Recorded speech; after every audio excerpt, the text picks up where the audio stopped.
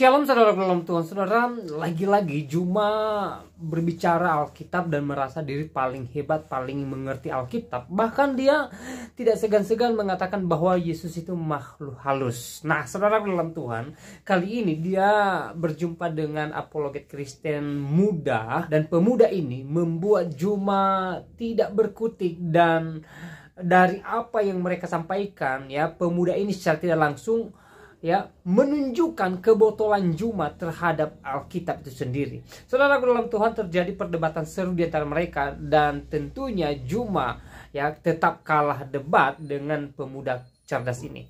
Saudara dalam Tuhan, langsung saja kita lihat video ini terlebih dahulu, dan pastikan tekan tombol like, tekan tombol subscribe dan share video ini supaya menjadi berkat bagi banyak orang. Kepada muridnya, akulah Alfa dan Omega. Pernah nggak Yesus mengajarkan kalau dia adalah yang awal dan akhir? Pernah nggak Yesus mengatakan akulah sang bintang timur? Pernah nggak Yesus mengatakan akulah Tuhan yang datang dalam rupa manusia? Nggak pernah. Berarti perkataan-perkataan itu yang muncul dari gereja itu tidak akan menjadi bahan penghakiman, materi-materi pengadilan nanti di pengadilan Yesus. Yang menjadi perkataan-perkataan yang menjadi sub-sub materi pengadilan Yesus adalah aku diutus hanya kepada domba yang hilang dari Bani Israel. Aku tidak berkata-kata dari diriku sendiri. Waspadalah kepada pengajar palsu yang datang kepadamu nyamar seperti domba, padahal mereka adalah serigala. Aku adalah utusan Bapa. Hidup kekal itu adalah mereka mengenal engkau satu-satunya Tuhan dan mengenal aku yang engkau utus. Itu perkataan-perkataan itu. Kenapa? Karena Yohanes 17:8, segala firman yang engkau berikan kepadaku telah aku sampaikan. Telah aku sampaikan. Berarti Yesus sudah menyampaikan firman sebelum terangkat ke langit. Tidak ada lagi firman ke Lukas, ke Markus, Matius, Paulus, tak ada lagi. Sudah selesai semua. Berarti yang ditulis Markus, Matius ini dan juga Paulus ini firman dari mana? Firman dari makhluk yang adalah roh halus yang mengaku Yesus yang tadi yang masuk ke alam kubur dan keluar pada hari ketiga dan dituhankan oleh orang Kristen. Firman dari sanalah. Makanya ketika Yesus yang asli datang menghakimi, muncul juga Kristen-Kristen pengikut Yesus palsu. Mereka berkata, Tuhan, bukankah kami telah bernubuat pakai namamu, bermujizat pakai namamu, mengusir setan pakai namamu? Apa kata Yesus yang asli? Pada saat itulah aku akan berterus terang kepada mereka Kristen, enyahlah daripadaku, kalian semua adalah pembuat kejahatan. Sungguh aku tidak mengenal kalian. Sakit nggak digituin sama Yesus? Sakit.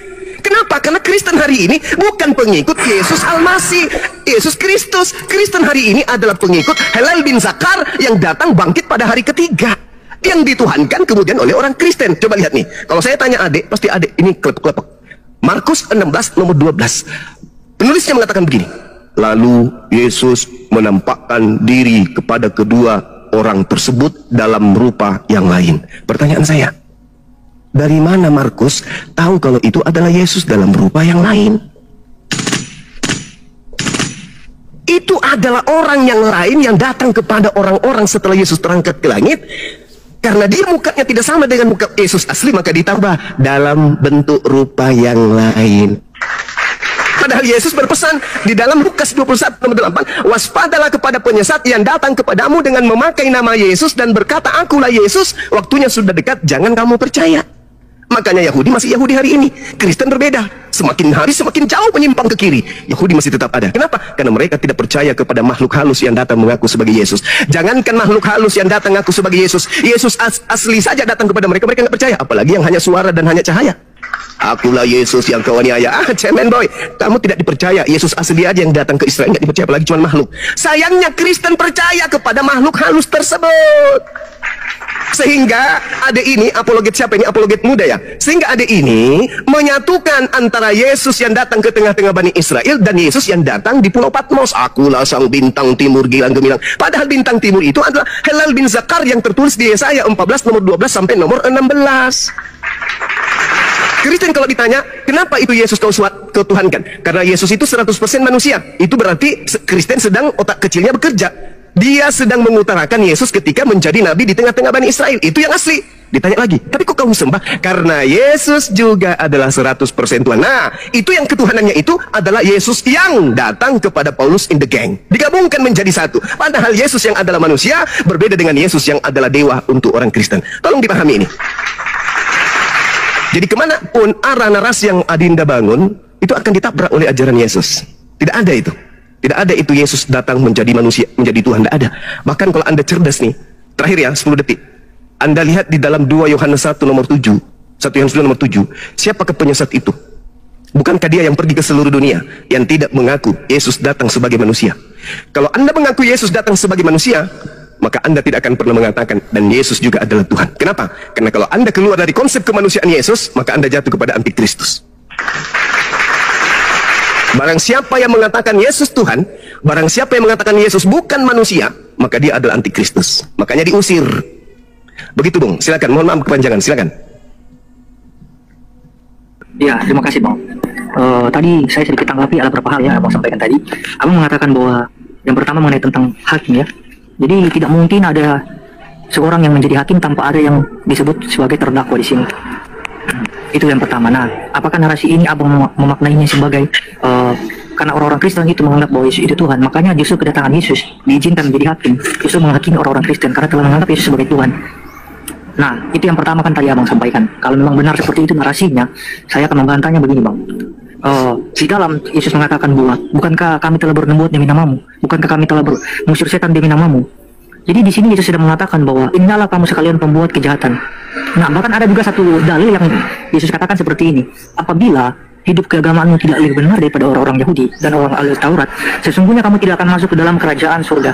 Jadi sebenarnya begini, kalau kita melihat ya penjelasan Yesus di sini, Yesus tidak pernah mengatakan oleh karena sebab orang Kristen mengatakan Yesus itu adalah Tuhan, maka berakibat mereka itu diusir atau tidak diselamatkan.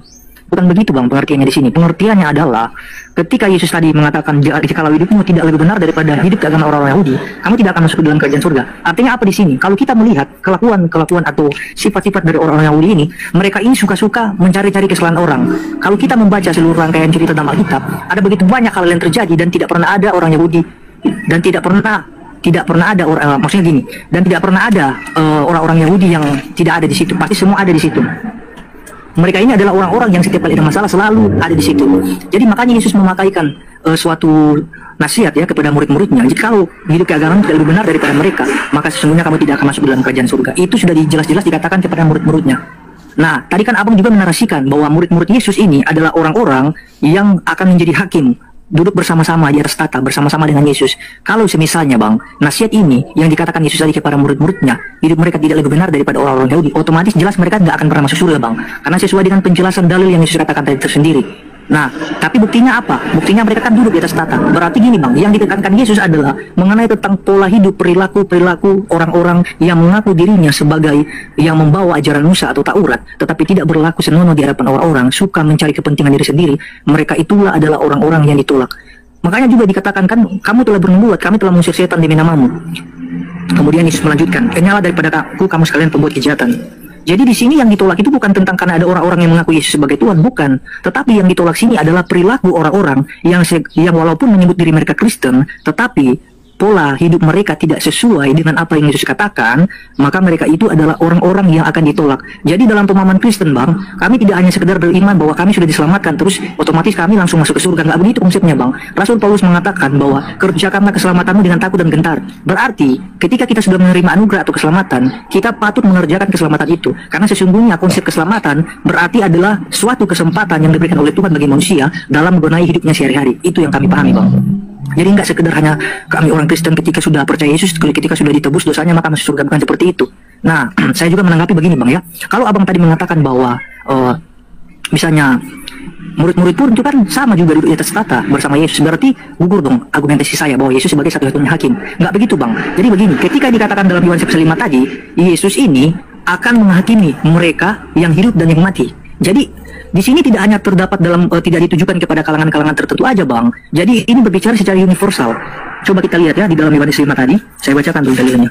Ayat 28. Janganlah kamu heran akan hal itu, sebab saatnya akan tiba bahwa semua orang dalam kuburan akan mendengar suaranya, dan mereka yang telah berbuat baik akan keluar dan bangkit untuk hidup kekal, tetapi mereka yang telah berbuat jahat akan bangkit untuk dihukum. Nah, ada dua, Bang, penghakiman kepada orang yang jahat dan orang yang baik. Tentu tidak hanya segelintir orang yang Abang masukkan tadi, apalagi kalau kalau misalnya, Bang, Abang memasukkan itu untuk kalangan Kristen, orang-orang Kristen yang menuangkan Yesus sebagai Tuhan, itu sebenarnya salah besar, Bang. Karena di sini apa dikatakan? Bahwa orang-orang yang hidup, yang berbuat jahat akan bangkit untuk dihukum, sedangkan yang berbuat baik akan bangkit untuk memperoleh kekal atau diselamatkan. Jadi tujuan Yesus menjadi hakim di sini tidak hanya sekedar sesuai dengan yang Abang tuduhkan tadi ya, oleh karena ada orang Kristen yang menjadikan dia Tuhan kemudian dia berperan sebagai hakim. Gak seperti itu, Bang. Tetapi yang disebutkan hakim kepada dia adalah untuk semua manusia, baik dari Islam, Kristen, Hindu, Buddha dan sebagainya. Setiap orang yang mati dan kemudian berperilaku baik dan yang buruk, mereka itu akan dihakimi menurut perbuatan mereka masing-masing, Bang. Jadi dari sudut pandang ini bang, silakan abang jawab bang. Kira-kira Yesus ini siapa kalau dia misalnya hanya sekedar nabi biasa? Nah baru abang juga mengatakan tadi kepada saya mengenai tentang Yesus disebut sebagai orang yang telah matikan tadi. Kemudian dia itu masuk ke dalam kubur. Kemudian yang dipercaya oleh orang Kristen 3 hari 3 malam. Ini adalah tanda angkatan-angkatan yang sesat yang abang katakan tadi kalau tidak salah ya. Nah itu pertanda angkatan jahatnya. Mengapa Yesus mencontohkan atau menganalogikan kematiannya sama halnya dengan Yunus yang ada di dalam perut ikan? Kenapa? Karena yang Yesus ambil poin yang terpenting adalah begini bang. Pertama, ketika Yunus berada dalam perut ikan, dia itu tidak mati, namun hanya ada di dalam perut ikan. Sama halnya dengan Yesus yang ada dalam perut bumi, dia tidak mati. Makanya saya percaya begini bang, yang saya percayai bahwa manusia yang hanya mati, tetapi Tuhannya atau yang saya katakan tadi menginjili roh-roh yang ada dalam penjara itu tidak pernah mati. Kemudian saya tanggapi begini bang, abang mengatakan juga kepada saya tadi bahwa orang-orang yang bersama-sama dengan Yesus yaitu Yakobus, Petrus dan Andreas mungkin saudaranya ya. Ketiga orang ini yang dibawa Yesus di atas bukit, kemudian Yesus menampakkan diri dalam rupa kepada mereka. Nah ini bang kejadiannya ini berlangsung ketika Yesus masih bersama-sama dengan murid-muridnya. Bukan itu terjadi ketika Yesus sudah jauh terangkat ke surga bang, seperti yang abang katakan tadi. Nggak begitu konsepnya. Nah baru abang menanyakan bagaimana dari mana Markus mengetahui kalau Yesus benar-benar menampakkan diri kepada murid-muridnya. Nah itu yang abang tanyakan kan tadi. Jadi saya memakai dalilnya begini bang ya. Di dalam murid-murid Yesus ini bang, kita hanya percaya bahwa 12 murid saja, bahkan ada 120 murid, bahkan ada banyak murid-murid ya, walaupun yang lain itu sudah mengundurkan diri. Tetapi kalau yang disebut Markus ini siapa sih? Markus ini adalah disebut juga Yohanes ya. Dia ini adalah murid dari Barnabas, teman sekerja Paulus ya. Bahkan kalau disebut juga Barnabas adalah orang tua rohani dari Paulus. Jadi Barnabas ini yang kemudian adalah disebut di dalam Alkitab bahwa dia adalah orang yang penuh dengan Roh Kudus. Jadi Markus ini atau disebut Yohanes ini yang menjadi penulis kitab ini lah yang menjadi orang yang menceritakan tentang kejadian ini. Dari mana dia mengetahuinya? Tentu saja dari cerita-cerita yang dikatakan oleh Barnabas kemungkinan dari gurunya sendiri. Dan dari mana Barnabas menerima? Karena Barnabas ini adalah seorang murid Yesus juga yang walaupun tidak secara khusus yang 12 ini, tetapi dia juga menjadi bagian dari murid itu bang. Nah jadi kalau menurut saya dia mendapatkan informasi dari mana? Informasi dari murid-murid yang lain. Karena yang bekerja itu bang, itu bukan cuma sekedar 12 murid, tetapi ada murid-murid lain juga yang memberitakan firman Tuhan. Walaupun dijelaskan tidak secara spesifik ya, seperti halnya 12 murid ini dalam pemberitaan Injil mereka. Nah kalau misalnya juga abang tadi mengatakan kepada saya mengenai tentang antikris ya, bahwa orang-orang yang mengatakan bahwa Yesus itu adalah manusia, yang tidak mengakui Yesus sebagai manusia, mereka itu adalah antikris. Kenapa ayat itu mengatakan seperti itu? Jelaslah. Karena begini, di dalam pemahaman Kristen kami percaya kok bahwa Tuhan itu datang dalam rupa manusia. Kami percaya. Kenapa kami mempercayai seperti itu? Karena begini, ketika Tuhan itu datang sebagai manusia, berarti Tuhan itu ketika kami percaya dia datang sebagai manusia, sama halnya juga kami percaya bahwa dia itu melakukan tujuannya ke dalam dunia ini, yaitu apa? Melaksanakan setiap kehendak Bapa dalam hidupnya. Di samping memberitakan kebenaran dari Tuhan, dari Bapaknya, dia juga mengatakan pada hari ini telah tertulis bahwa anak manusia akan diserahkan ke tangan orang-orang berdosa. Mereka akan menghisap dia dan disalibkan dan bangkit dari hari yang ketiga. Makanya penulis surat-surat di sini Paulus mengatakan bahwa kalau tidak mengakui Yesus datang sebagai manusia, mereka adalah antikris. Nah, karena apa? Karena mereka tidak pernah mengimani bahwa Yesus itu sudah mati sebagai manusia, sudah menebus dosa manusia. Nah, persoalannya bang, kalau cuma hanya sekedar berbicara dari sisi kemanusiaan, abang mungkin akan mengakui, bahkan orang Islam semuanya mengakui Yesus itu manusia. Tetapi yang menjadi perbedaannya sini adalah orang Islam tidak pernah mengakui bahwa ketika Yesus datang sebagai manusia, orang Islam tidak pernah mengakui bahwa dia itu bertujuan untuk mati di atas kayu salib, kemudian bangkit dan memperdamaikan dosa manusia di hadapan Allah. Itu yang tidak pernah diakui oleh para orang-orang Islam bang. Nah, kemudian juga abang tadi mengatakan di dalam kitab Yesaya ya, Yesaya 14 ayat 12, wa engkau bintang timur putar fajar, engkau telah jatuh, kan dia berkata seperti itu di dalam ayat itu. Nah, dimaksudkan putra fajar di sini itu tidak pernah ada penafsiran yang memang benar-benar menunjukkan apakah bintang timur atau putra fajar ini dimaksudkan kepada Lucifer. Tidak pernah ada bang penafsiran yang tepat mengenai tentang ini. Bahkan ini menurut saya masih ambigu bang. Kalau sekiranya memang ada narasi-narasi dari pihak kekristenan sendiri yang mengatakan bahwa Yesaya 14 ayat 12 ini adalah Lucifer, dia adalah seorang malaikat yang jatuh ke bumi, itu penafsiran yang masih ambigu bang. Belum terbukti kebenarannya apakah ini Lucifer. Tetapi gilar-gilar yang dikatakan kepada Yesus misalnya putra fajar ini, bintang gilang gemilang, ini udah jelas bang. Nah yang masih kontradiksi ini dalam Yesaya 14 ini ayat 12 ini kita nggak bisa tahu ya referensinya yang benar ini dari mana sebenarnya, karena ini bentuk interpretasi yang masih belum akurat bang. Itu kalau dari saya tanggapi soal ini. Nah menyangkut juga ya yang Bang Suma katakan tadi, itu ditambahkan oleh misalnya kaum Kristen ya, itu pengajaran-pengajaran palsu dari kekristenan. Kalau seandainya Bang Suma mengatakan pengajaran itu palsu dari kekristenan, saya minta bang buktinya sekarang. Tunjukkan misalnya salah satu bukti yang mengatakan bahwa apa yang tertera dalam Alkitab itu, misalnya pengakuan-pengakuan dari rasul-rasul dan lain sebagainya, seperti yang Bang Suma tuduhkan tadi. Kalau itu palsu, saya mau minta di mana aslinya bang, dan dari tahun berapa itu misalnya diubah. Itu pertanyaan saya, seperti yang teman-teman Kristen lainnya tanyakan juga kepada kaum muslim. Itu dulu bang dari saya, silakan. Oke, jadi ini bias ya kemana-mana. Kita kerucutkan aja permasalahan. Jadi gini, terkait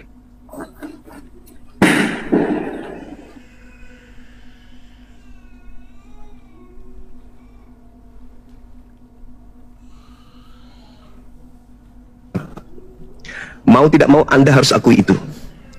Yesus datang di tengah-tengah Bani Israel. Datang sebagai apa? Sebagai utusan, sebagai Mesias.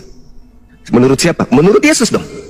Kesaksian Yesus, aku datang memberikan kemudian kesaksian yang lebih penting daripada kesaksian Yohanes, bahwa semua pekerjaan aku lakukan adalah pekerjaan yang membuktikan dan bersaksi bahwa engkaulah yang telah mengutus aku. Selesai. Yesus adalah utusan Tuhan. Nah, kemudian Anda mengatakan semua Kristen percaya Yesus datang sebagai manusia. Kami juga umat Islam percaya Yesus datang sebagai manusia. Bedanya kami dengan Kristen, kami bukan pembohong, kami bukan penyesat, kami bukan penipu.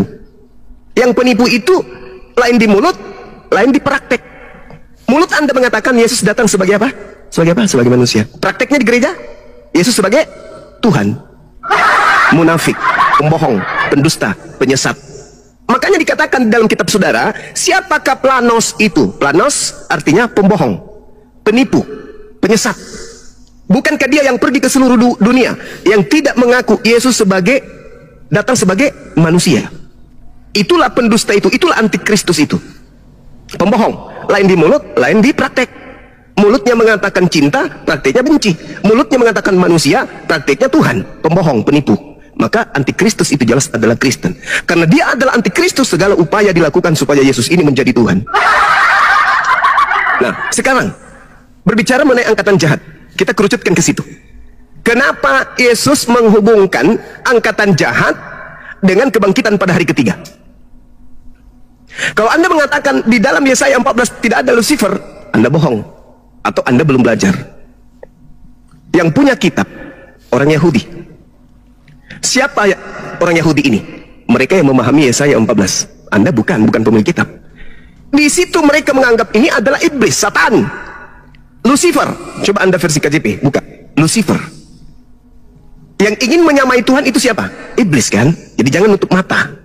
Jadi yang dimaksud Yesaya 14 itu adalah iblis yang turun ke dunia orang mati. Kenapa Yesus memberikan itu sebagai simbol angkatan jahat? Ya namanya kejahatan. Kejahatan simbol iblis. Saya uraikan singkat.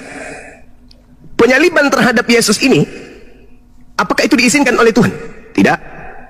Siapa yang memprakarsai kemudian penyaliban? Iblis. Bisa tidak Yesus itu disentuh oleh iblis? Tidak. Bisakah Yesus itu dicelakai oleh iblis? Tidak. Ada pengakuan Yesus? Ada. Tertulis di mana? Di Yohanes 14 nomor 30. Tidak banyak lagi aku berkata-kata dengan kamu, sebab penguasa dunia ini datang dan ia tidak berkuasa sedikit pun atas diriku. Penguasa dunia ini datang. Siapa itu? Iblis. Apakah iblis berkuasa atas diri Yesus? Tidak. Kalau tidak berkuasa, berarti Yesus gagal disalib. Ingat, Yesus dikhianati, Yesus dibuatkan kesaksian palsu, Yesus dibuatkan tipu muslihat. Apakah berhasil? Kata Yesus tidak. Iblis tidak akan pernah sedikit pun berkuasa atasku. Berarti yang disalib ini siapa? Yang turun ke dalam kubur ini siapa? Menurut Paulus orang terkutuk.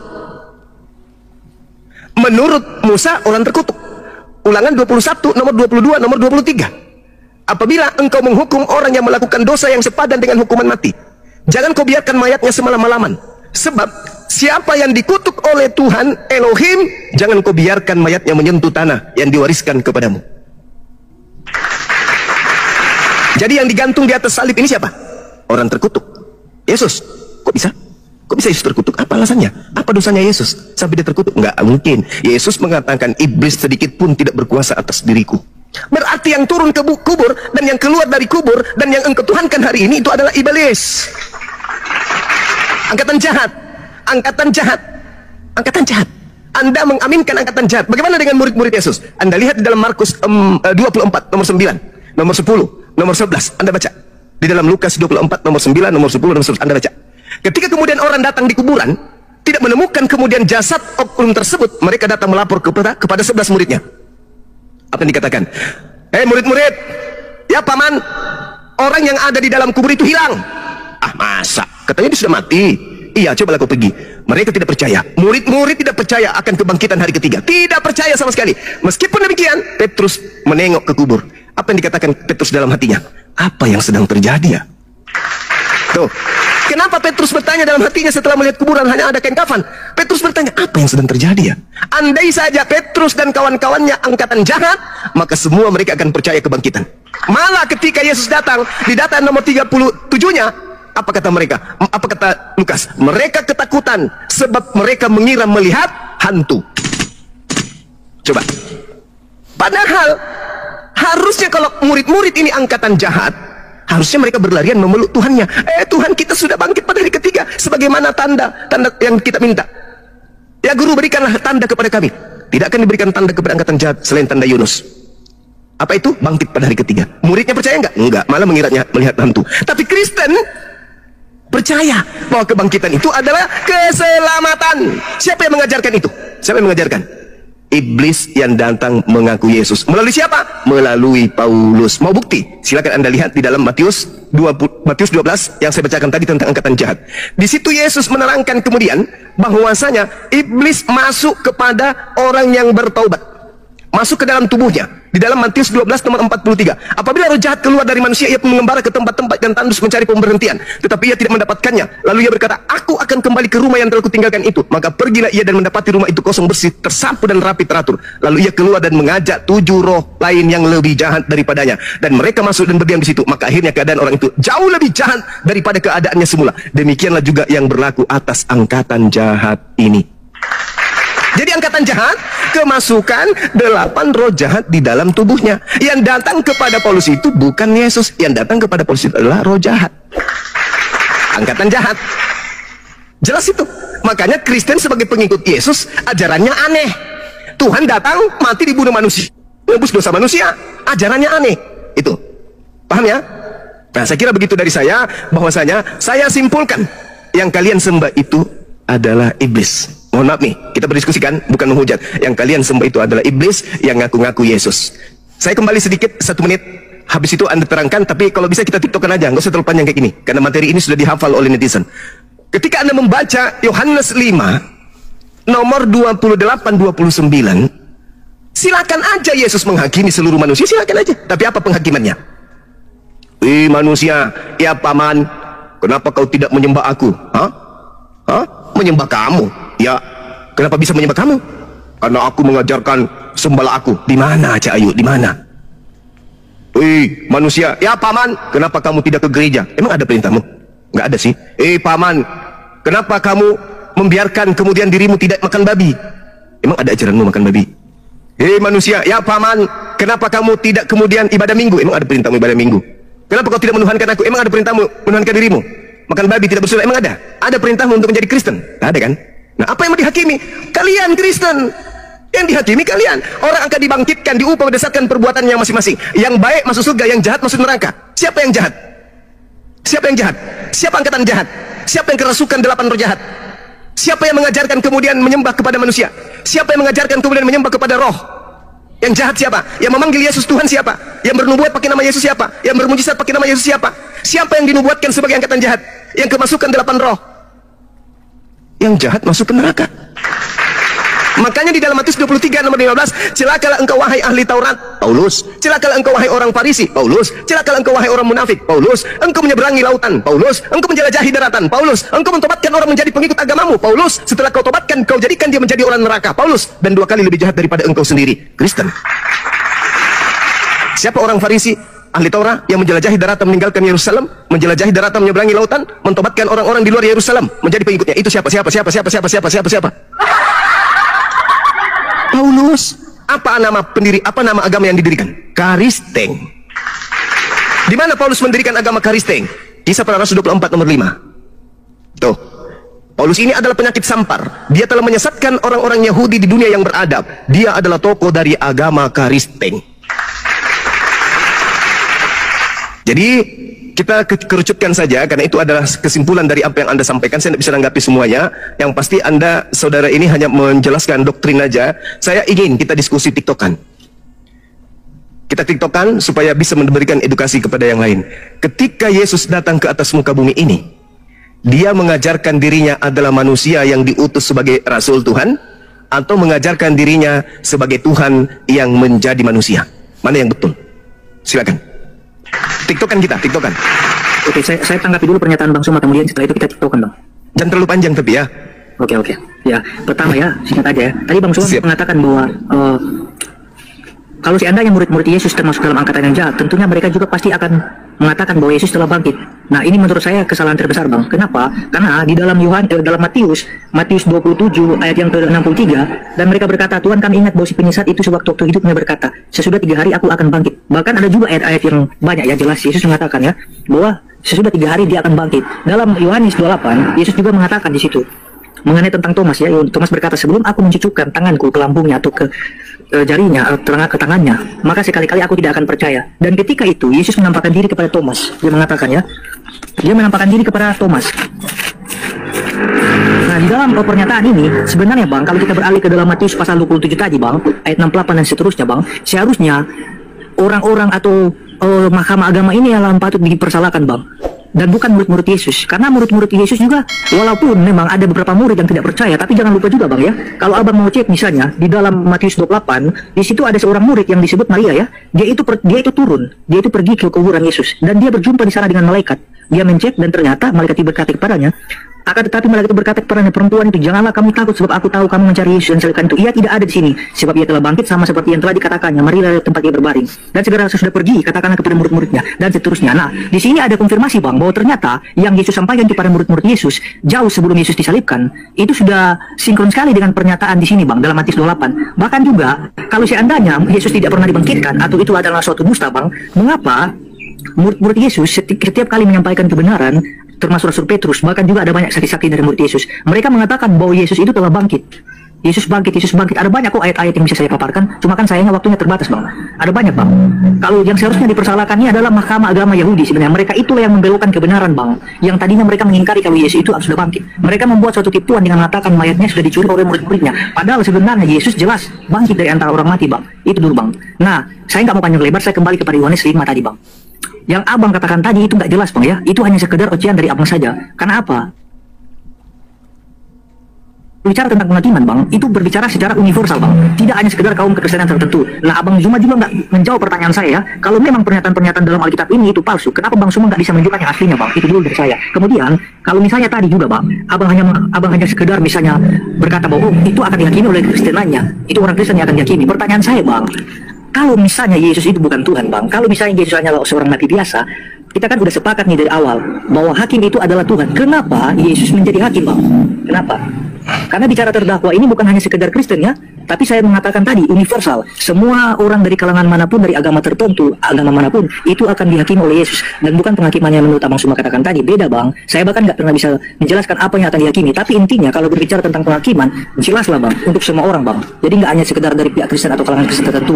Itu, Bang, dari saya. Dan Bang Suma nggak bisa menjawab ini, Bang. Kenapa Yesus menjadi hakim? Padahal yang kita ketahui, hakim itu hanyalah Tuhan.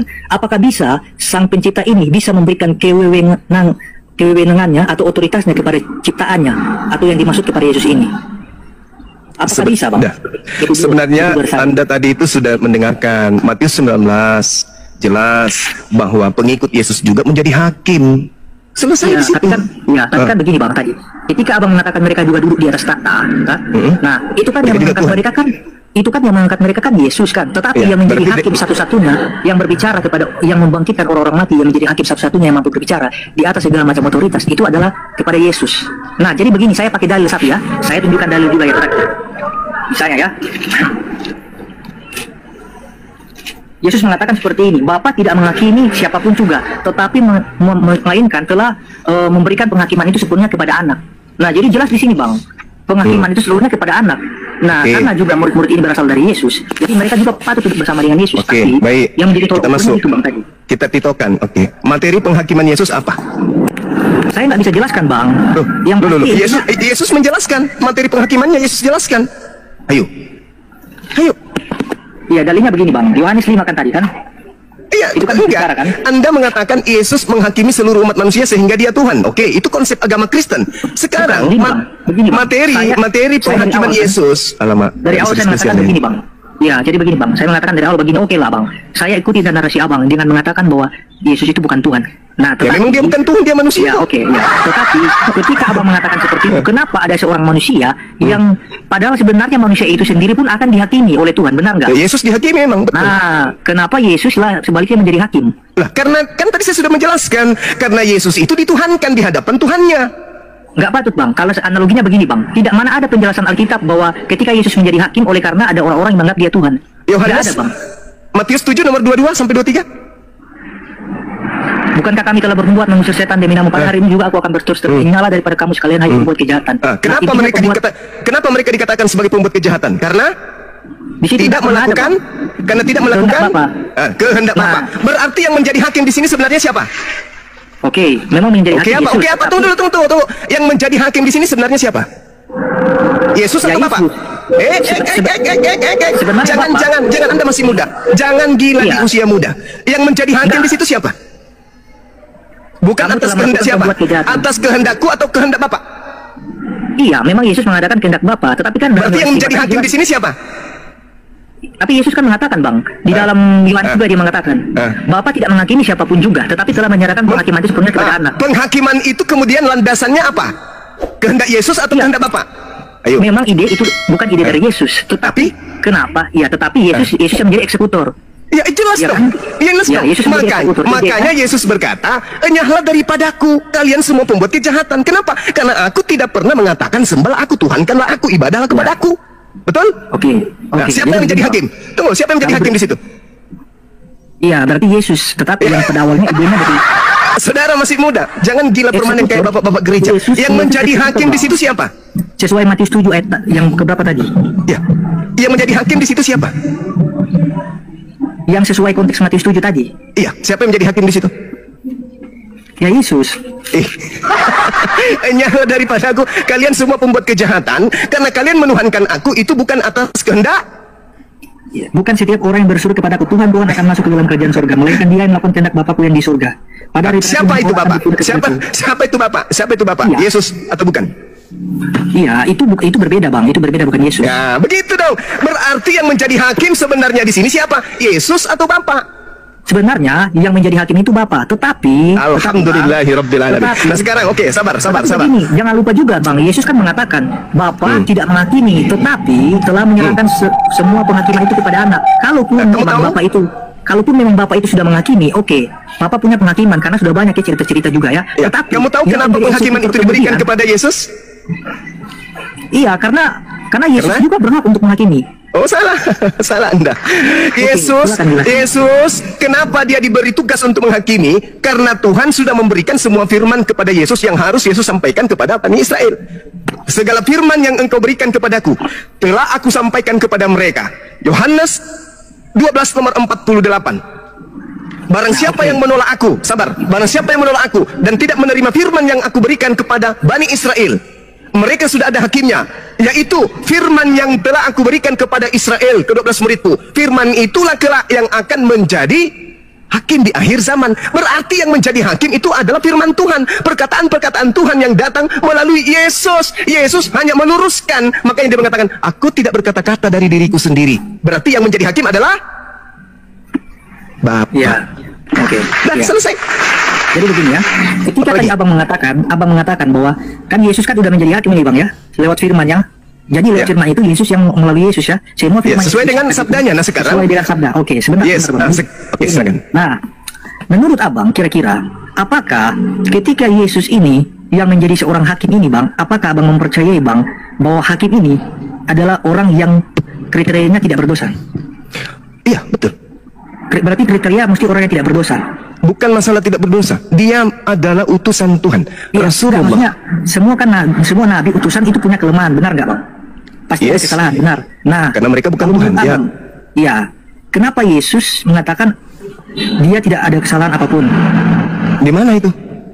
Ya, sesuai juga dengan dikatakannya ketika Yesus akan dihukum, Pilatus mengatakan aku tidak pernah menemukan kesalahan apapun kepada orang ini.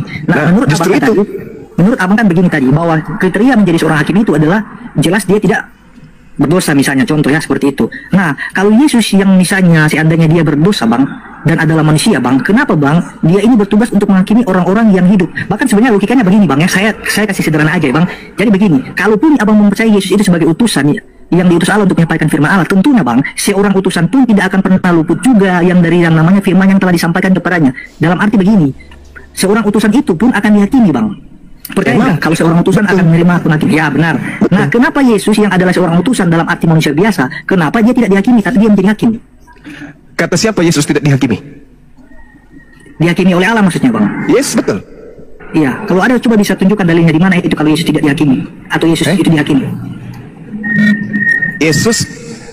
Jadi begini, Bang. Coba Anda baca. Begini, kan? Sabar dulu. Coba Anda baca di dalam 1 Korintus 15 nomor 28. Oke. 15 ayat 58. 28. Ayat 28. Tetapi kalau segala sesuatu telah ditaklukkan di bawah Kristus, maka ia sendiri sebagai anak akan menaklukkan dirinya di bawah Dia yang telah melakukan segala sesuatu di bawahnya, supaya Allah menjadi semua di dalam semua. Oke. Kata takut itu apakah dikatakan penghatian ini, Bang? Yesus ditaklukkan. Yang ada cuma satu saja. Sabar dulu. Apakah Jangan Anda cuma bermain di kata-kata, Bung. Yesus itu tak ada lagi. Dia akan menjadi sama seperti manusia lain. Tidak ada lagi Yesus. Sama seperti makhluk yang lain. Kenapa Yesus menjadi hakim? Seibarat begini. Saya adalah seorang pimpinan. Saya mengutus staf saya ke Ambon, staf saya satu ke Ternate, staf saya satu ke Jakarta. Mereka staf-staf saya inilah yang tahu tentang karyawan yang ada di Ternate, yang ada di Ambon, yang ada di Jakarta. Maka saya memberikan kemudian kepada mereka wewenang untuk memutuskan perkara yang mereka lakukan di sana. Sama seperti Yesus. Yesus diutus ke atas muka bumi ini kepada Bani Israel. Apa tolak ukurnya? Yohanes 12 nomor 48. Barang siapa yang menolak aku. Nah sekarang yang menolak Yesus itu siapa? Anda atau saya? Saya menerimanya sebagai rasul. Anda menerimanya sebagai rasul, tapi Anda tuhankan. Tapi Anda menolak dia. Cara langsung Anda menolaknya karena Anda menganggapnya rasul. Aku datang sebagai rasul, tapi Anda justru menganggapnya Tuhan. Berarti Anda menolak kerasulannya.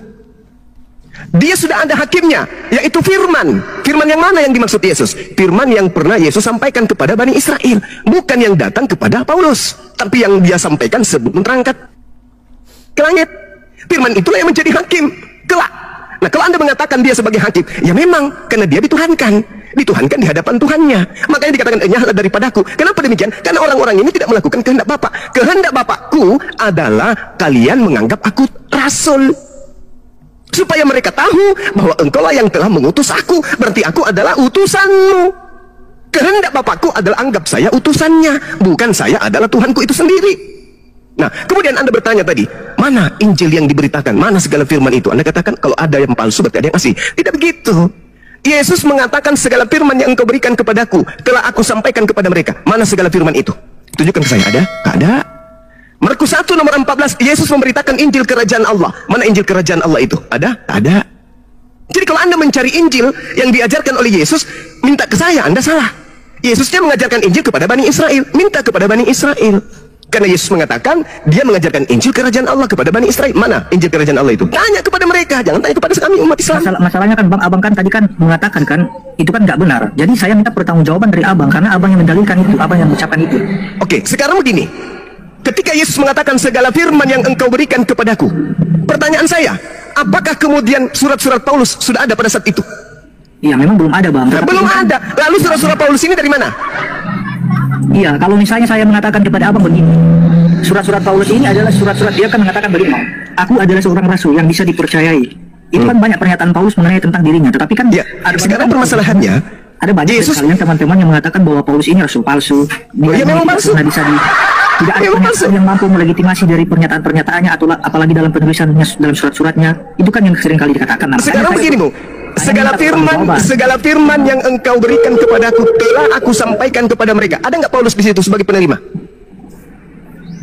Iya, itu kan maksudnya Yesus kan sedang berbicara mengenai tentang tugasnya sendiri, Bang, bukan lagi berbicara tentang rasul-rasul. Lah enggak. Jadi ketika Yesus melakukan penginjilan, dia mengatakan segala firman yang engkau berikan, segala firman yang engkau berikan telah aku sampaikan kepada mereka. Ada nggak Paulus di situ sebagai penerima? Memang kalau dari segi murid-murid, Paulus itu bukan termasuk dalam 12 itu. Lagi pula Berarti tidak ada. Jawab aja tidak ada. Ada nggak Lukas hadir di situ? Kalau secara langsung dia tidak ada karena belum termasuk dalam murid itu. Tidak ada. Ada nggak Lukas di situ? Sebentar. Tetapi ketika ada seorang murid dari Yesus yang bernama Barnabas, yang kemudian juga adalah orang yang pertama membawa Paulus, memperkenalkan Paulus di lingkungan saudara-saudara, mereka itu cuma tafsiran kepepet. Saya tanya, segala firman yang engkau berikan kepada aku telah aku sampaikan kepada mereka. Ada nggak Paulus di situ? Iya, saya sudah jawab tadi, nggak ada. Nggak ada. Ada nggak Lukas di situ? Nggak ada memang, Bang. Ada nggak Markus di situ? Ada nggak Markus di situ, Bang? Ada nggak Markus di situ? Kalau Markus, Bang, tidak termasuk dalam 12 murid ini, Bang. Tidak ada. Bilang aja tidak ada. Ada nggak penulis Matius di situ? Matius murid Yesus, ya. Jelas. Ya, kalau itu betul. Tapi ada nggak penulis Paulus di situ? Penulis Matius ada nggak? Penulis Matius? Ya. Ya kan saya katakan tadi kalau Matius itu memang murid Yesus.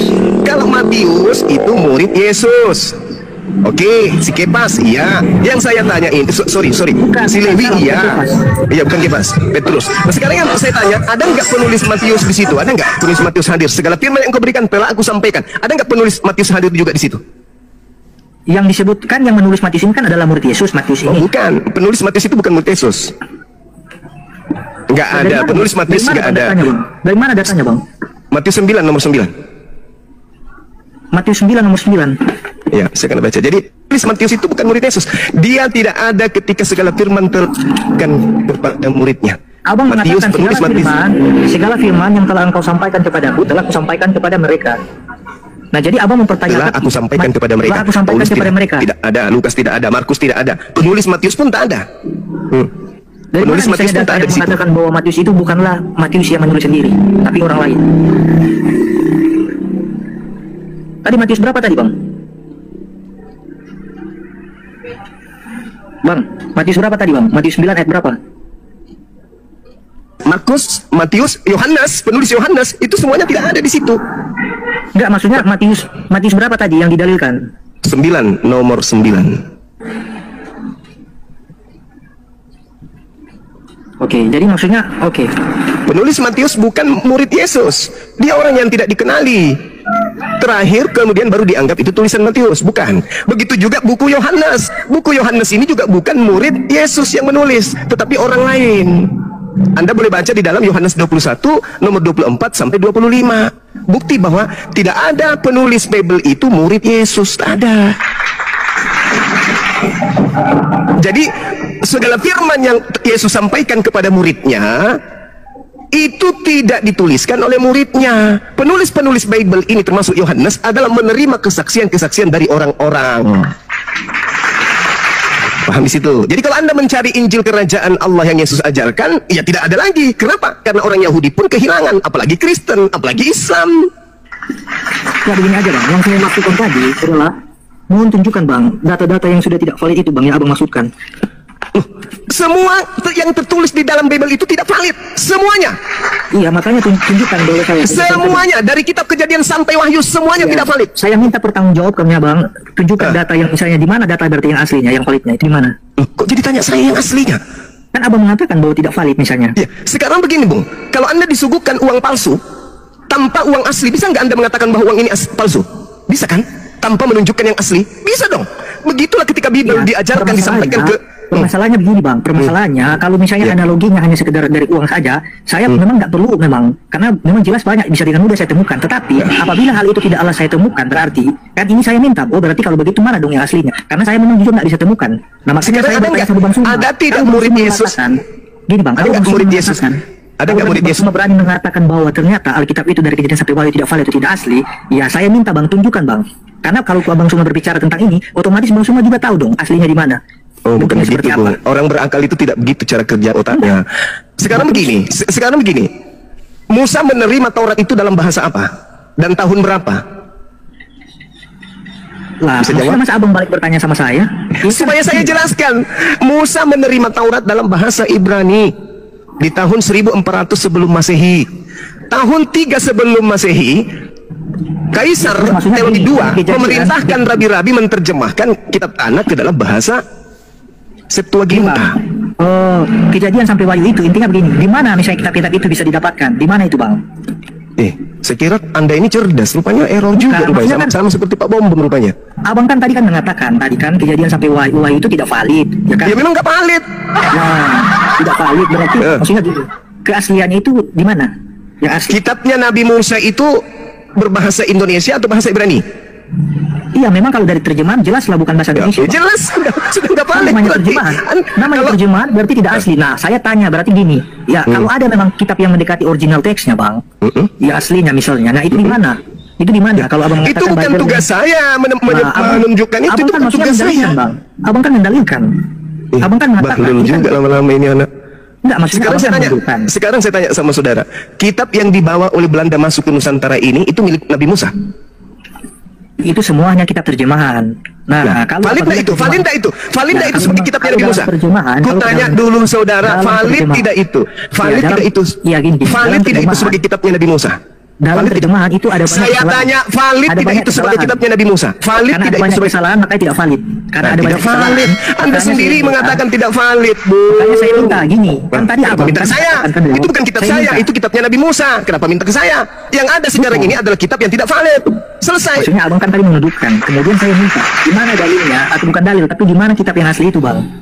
Ya, otomatis sakit, ketika Anda. ada orang yang mengucapkan itu tidak valid, berarti Oh, jadi ada kemungkinan dia jadi tahu menurut juga saudara, aslinya di mana. jadi menurut saudara tetap aja valid terjemahan ini sebagai kitabnya Nabi Musa karena tidak bisa kita tunjukkan kitabnya Nabi Musa lagi gitu. Bukan, oke lah, bukan begitu. Tapi begitu Sakit saya otak mengejar Anda ini. pernyataan. Saya mengejar Anda itu- pernyataan Abang Suma kan. Ya, itu aja Bang, saya mengejar pernyataan Abang Suma aja.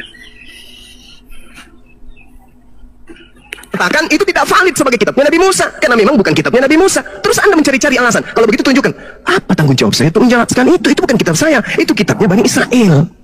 Begitu juga ajaran Yesus. Yesus mengajarkan kepada murid-muridnya, bukan kepada Kristen, bukan kepada Lukas, bukan kepada Paulus, bukan kepada Markus, bukan kepada penulis Matius, bukan kepada penulis Yohanes, kepada muridnya. Kenapa? Karena menurut penyelidikan yang dilakukan penulis Yohanes, segala muridnya, semua muridnya tahu dengan benar dan percaya bahwa Yesus adalah utusan.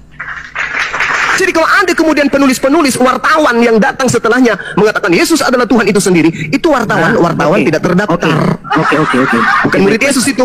Baik, saya tidak akan pernah mempertanyakan lagi ke Bang Suma kalau dari mana, di mana letak keaslian kitab itu atau disimpan di mana. Oke, saya nggak tanya itu ya. Sekarang saya perubah pertanyaan saya. Oke Bang, sekarang saya tanya Silakan. lagi. Kalau memang yang digunakan ini tidaklah valid, mengapa Abang Suma kebanyakan memakai argumentasi yang berasal dari Alkitab? Ayat-ayat Oke. yang Abang Suma pakai. Kenapa? Oke, baik. Kalau di dalam Al-Quran, ya Saya dikatakan, nggak tanya Al-Quran. loh, kan Anda bertanya kenapa? Karena Al-Quran saya mengatakan bahwa kitab Anda itu adalah kitab Salome. Sederhana kan? Anda kan bertanya kenapa Anda masih menggunakan? Karena kitab Anda itu kitab Salome. Kenapa kitab Salome? Ya karena mencampur adukan antara kebenaran dan karangan. Ya ahlal kitab lima talbisun al-haqqa bil batil wa taktum haqqa wa antum ta'lamun. Lalu kemudian bagaimana? Itu. Mengapa di satu sisi, misalnya contoh ada perkataan Yesus yang dikutip oleh Abang ya, untuk membenarkan argumentasi Abang Suma. Tetapi di satu sisi ketika kami dari pihak kekristenan mengutip pernyataan Yesus itu tidak bisa diterima. Contoh ya, Ternyata di kitab saudara itu memang ada dua Yesus. Yesus yang asli dan Yesus yang palsu. dari mana? Makanya ini kebanyakan yang saya minta dari tadi saya kejar. Kalau dikatakan seperti Silakan ini, kejar gimana? saya. Kamu akan kutangkap. Yesus di dalam kitab saudara itu ada yang asli, ada Yesus palsu. Nah. Di dalam kitab saudara loh. Mau saya kasih data? Silakan, tetapi begini Oke. Bang, perlu diingat Bang. Saya minta Bang ya. Gimana Bang data yang mengatakan ya ini kebanyakan ya, misalnya ada dikatakan kami mengambil data ya dari perkataan Yesus. Contoh misalnya Matius pasal 28, kadangkala itu dikatakan bahwa kitab yang tidak valid atau hanya sekedar tambahan. Ya, Nah, betul itu. betul itu tambahan kan yang kalian Yes, katakan. Nah, betul. sekarang saya tanya balik Bang, kalau itu Ya. tambahan berarti di mana misalnya ada pernyataan bahwa itu tambahan? Di mana ada kesaksian-kesaksian bahkan data-data yang mampu mendukung argumentasi dari Bang Suma? untuk Manuskrip, mengatakan- kodeks Ya, mana Sinaiticus, kodeks Vatikanusnya? Saya minta kodeks Vatikanusnya dan kodeks yang lainnya mana? Kok saya lagi yang punya tugas itu? Kalian lah Iya, yang punya kan? tugas. Di dalam Sinaiticus, Vatikanus itu Kami tidak ada mempercayai, kemudian Bang. data 16, 17, 18, 19, 20 di dalam Kami Matius 28 mempercayai, itu. oke bisa tolong ditampilkan. Kami mempercayai bahwa Matius 28 itu bukan kitab tambahan. Nah, karena kami mempercayai itu bukan kitab tambahan dan Bang Suma mengatakan oh enggak itu kitab tambahan. Nah, tolong tunjukkan data untuk mendukung argumentasi dari Bang Suma. Oke, sekarang baca nomor 15-nya dari 28. Oke, logika aja. Silakan. Baca. Bukan isi itu kan akan keluar dari ayat, itu akan keluar dari Alkitab Bang. Kan begini, kita berbicara kalau berbicara manuskrip Bang, itu akan keluar dari Alkitab yang ada sekarang ini Bang, dari Matius 28 itu. Jadi mohon tunjukkan dari manuskrip yang mana, misalnya dari Kodeks Vatikanus atau Kodeks apalah, yang beberapa macam kodeks itu tunjukkan Bang. Sekarang begini, saudara. Saya tanya dulu. Saya tanya dulu akarnya dulu. Saya tanya dulu akarnya. Matius itu ditulis tahun berapa? Ini dulu. Akarnya dulu tanya. Aduh. Ya, jadi begini, kalau misalnya saya mengakui, misalnya contoh ya, saya mengakui kalau saya mengakui kalau tidak semua isi Alkitab atau tidak semua catatan tentang Matius itu saya hafal. Saya udah jujur nih, nah misalnya tentang wawasan saya. Sekarang saya tanya dulu sama Anda, Matius itu ditulis tahun berapa? Itu dulu. Iya, saya belum bisa memberikan. Ya sudah, lalu untuk apa saya tunjukkan manuskrip kalau tahunnya saja Anda nggak tahu? Itu sebagai bukti, nggak begini kan? Ketika saya mengetahui, otomatis kan dari belajar dulu, Bang, benar nggak? Nah, ya, terus kenapa Anda mengimani kalau tanpa Anda pelajari? Kan lucu. Nah, berarti Anda beriman dulu tanpa pelajari lebih dulu. Iya, harusnya Anda pelajari dulu baru imani. Kalau begitu, Bang, silakan Abang ajarkan kepada saya dan tunjukkan data mengenai tentang apa yang saya imani dalam Matius 28 itu, bahwa ternyata itu. Silakan Anda baca nomor 15-nya tanpa kita tunjukkan. Nomor 15-nya yang menentukan. Saya nggak mau tunjukkan aja, Bang. Itu Anda nggak mau, saya mau. Jangan secara tekstual dalam Alkitab, tapi kita beralih. Kita ke kode. Nggak bisa. Kitab Anda yang membuktikan dirinya palsu. Kok jadi saya yang membuktikan? Kitab Anda sendiri.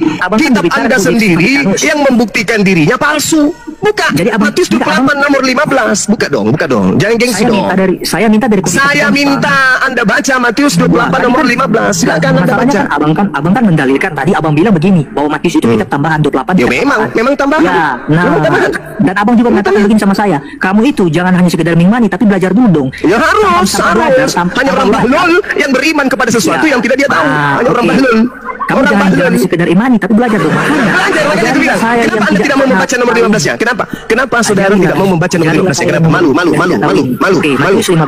Matius 28 nomor 15. Coba Anda baca. 15 ayat 15. Gitu. Kalau mau cerdas itu begitu. Orang itu kan berbuat seperti yang dipesankan kepada mereka dan cerita antara orang hidup sampai sekarang. Nah, yang harus tersiar sampai sekarang apa? Ya ini kan cerita tentang dusta Mahkamah Agama. Iya, yang harus tersiar sampai hari ini apa? Itu cerita itu bahwa Yesus tidak disalibkan. Bahwa Yesus tidak dibangkitkan. Siapa bilang aduh pendusta pembohong? Ini berita yang harus tersiar adalah tentang tentara upahan, betul? Iya, tapi juga kenapa ada penambahan berikutnya? Pergilah ke seluruh dunia, jadikanlah seluruh bangsa muridku. Yang mana yang harus tersiar? Tentang tentara upahan atau beritakanlah atau jadikanlah seluruh bangsa jadi murid? Yang mana yang harus tersiar? Ya, perkataan Yesus lah sendirilah, kan beda. Ya itu dia tadi. Jadi yang harus tersiar sampai hari ini tentang upahan, bukan pergilah ke seluruh dunia. Itu data tambahan pergilah seluruh dunia itu adalah tambahan karena orang-orang Roma menginginkan seluruh dunia menjadi pengikut penyembah roh, dewa-dewa Romawi, sehingga dia menambahkan pergilah ke seluruh dunia, jadikan seluruh bangsa menjadi penyembah roh. Itu silakan. Ini ada adik saya di sini. Anda akan ditunjukkan. Dinda Jibril monitor kontradiksi sebentar. Apologetik sebentar. Apologetik sebentar. Dengarkan apa yang dibahas oleh seorang pemuda Kristen dengan Juma di video tadi. Ya, mereka membahas tentang Yesus hubungannya dengan orang Yahudi, dan Juma berusaha membuktikan bahwa tidak ada orang Yahudi yang percaya kepada Yesus Kristus. Ya, nah, Tuhan sebenarnya Juma mengatakan hal ini karena dia tidak mengerti Alkitab, dia tidak paham tentang apa yang dia sampaikan gitu loh. Kenapa saya katakan demikian? Ya, kalau Juma betul-betul paham Alkitab, ya sebenarnya dia tidak mengatakan hal itu, karena orang Kristen pertama yang berjumpa dengan Yesus, yang percaya dengan Yesus, ya itu orang Yahudi, mulai dari murid-muridnya adalah Yahudi, dan semua pengikut Yesus, bahkan orang-orang yang percaya tentang pemberitaan mereka juga dari kalangan Yahudi. Bahkan ketika Petrus khotbah juga, ya kurang lebih 3.000 orang bertobat dari orang-orang Yahudi, ya. Dan banyak bukti bahwa Yahudi mula-mula banyak yang percaya kepada Yesus Kristus, banyak yang percaya bahwa Yesus adalah Tuhan dan Juru Selamat. Memang di video tadi ya Juma menyebut Yesus sebagai makhluk halus, dan itu tidak menjadi persoalan, itu menurut pandangannya dia, ya itu tidak mengurangi nilai iman Kristen itu sendiri, ya. Dia mengatakan itu karena dia tidak mengerti Alkitab, dan puji nama Tuhan, saudara Tuhan, ya. Pemuda Kristen ini menjawab semua apa yang disampaikan oleh Juma, dan pastinya jawaban-jawabannya membuat Juma tidak berkutik dan tentunya kalah debat, ya. Saudara dalam Tuhan, ini luar biasa ya, kita punya Tuhan yang memakai anak-anaknya, bahkan para pemuda-pemudi, untuk meluruskan pernyataan-pernyataan yang salah dari Alkitab ya, pernyataan-pernyataan orang di luar sana tentang Alkitab yang tidak sesuai dengan kebenaran Alkitab sendiri ya. Misalnya di video tadi Juma menyampaikan beberapa hal atau banyak hal tentang Alkitab, bahwa tidak ada orang Yahudi yang percaya Yesus bukan Tuhan dan lain sebagainya. Dan pemuda cerdas ini membantah itu semua ya, menjawab, meluruskan bahwa orang Yahudi mula-mula ya percaya kepada Yesus Kristus, percaya Yesus Tuhan, dan banyak dari Yahudi yang kemudian menjadi Kristen. Bahkan hingga saat ini juga kalau kita melihat di media misalnya ya, kita boleh menemukan bahwa ada orang Yahudi yang kemudian menjadi Kristen. Mungkin tidak banyak saudaraku dalam Tuhan ya, di kalangan mereka mungkin mereka minoritas, tapi setidaknya ada yang percaya kepada Yesus Kristus ya. Jadi Juma sangat salah ya ketika mengatakan bahwa tidak ada orang Yahudi yang percaya kepada Yesus Kristus ya. Nah, seperti yang saya sampaikan di video-video saya sebelumnya, saya juga kembali ingatkan di video ini supaya Juma ini ya berhentilah membahas Alkitab. Karena ketika Juma membahas Alkitab itu hanya mempermalukan diri Juma sendiri ya. Juma hanya menunjukkan kebotolan Juma terhadap Alkitab sendiri. Jadi ya lebih baik Juma jangan bicarakan Alkitab. Lagian Alkitab bukan kitabnya Juma gitu loh. Itu kitabnya kami sebagai orang Kristen ya. Harapan kita semoga di kemudian hari Juma fokus dengan agamanya, Juma fokus dengan imannya, Juma fokus membahas apa yang dia ketahui di dalam agamanya dia ya. Saya rasa itu lebih baik dan lebih memberkati orang yang mendengarkan beliau ya. Dan pesan buat kita semua juga sebagai anak Tuhan, kita terus berdoa supaya hari-hari ini Tuhan menyatakan kemuliaannya dan Tuhan memakai hamba-hambanya, orang-orang Kristen, para pendeta penginjil, bahkan orang-orang yang terjun dalam pelayanan, untuk memberitakan kebenaran Alkitab, untuk meluruskan pernyataan-pernyataan yang salah dari Alkitab ya. Kita doakan supaya semakin banyak apologet Kristen yang menyatakan kebenaran Alkitab ya. Kita doakan supaya Tuhan memberikan hikmat kepada anak-anak Tuhan untuk menjawab semua klaim-klaim kosong ya, orang-orang yang membicarakan Alkitab tidak sesuai dengan Alkitab sendiri ya. Nah, kita percaya bahwa lewat kuasa Tuhan ya, anak-anak Tuhan diperlengkapi untuk memberitakan kebenaran Alkitab kepada orang-orang di luar sana, baik dalam bentuk pelayanan juga dalam bentuk pelayanan apologetika atau debat lintas agama ya. Itu harapan kita, itu doa kita, dan kita percaya bahwa Tuhan memperlengkapi hamba-hambanya sehingga hari-hari ini semakin banyak yang menyampaikan kabar keselamatan, menyampaikan kabar sukacita, dan juga semakin banyak yang menjadi apologet Kristen yang memberitakan kebenaran kepada orang-orang yang belum percaya kepada Yesus, sehingga sehari demi hari banyak jiwa-jiwa yang dituai, banyak jiwa-jiwa yang mengatakan bahwa Yesus adalah Tuhan dan juru selamat dalam kehidupan mereka ya. Kita percaya bahwa ya Tuhan berkuasa melakukan keajaiban, dan tentunya ya Kristen semakin berkembang pesat. Itu harapan kita saudara dalam Tuhan. Kita percaya bahwa tidak ada yang mustahil bagi Tuhan untuk menolong, menyertai kekristenan dan membuat Kristen semakin berkembang untuk kemuliaan nama Tuhan ya.